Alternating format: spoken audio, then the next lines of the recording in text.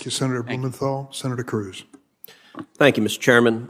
Secretary Mayorkas, you told Senator Graham that you've released somewhere between 500,000 and 700,000 illegal aliens. You told me you don't know how many of those had COVID.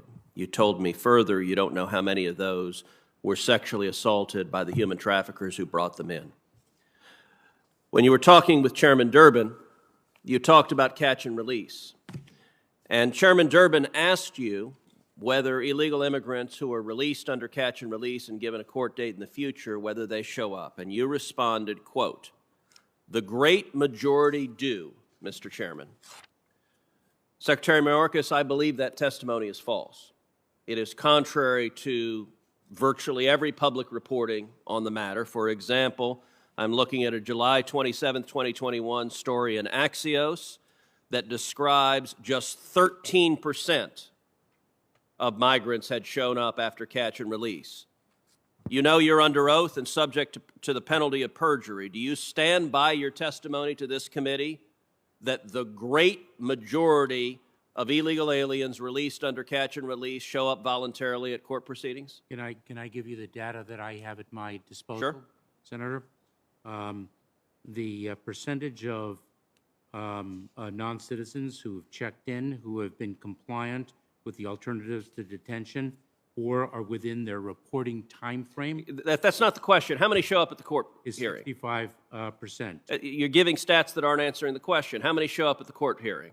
The stat that from Axios showed 13%. You're claiming 13% is the great majority.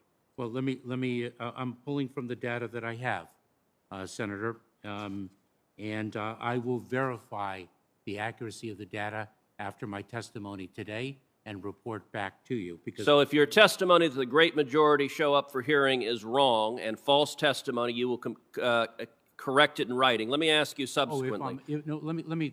You won't correct it in writing? No, I most certainly will, but I need to say something, Senator.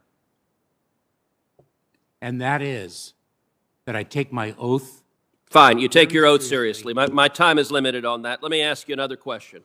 It's been reported the Biden administration is considering paying illegal immigrants whose families were separated $450,000 apiece. That would mean for a family of four, they would get $1.8 million. That's not my understanding.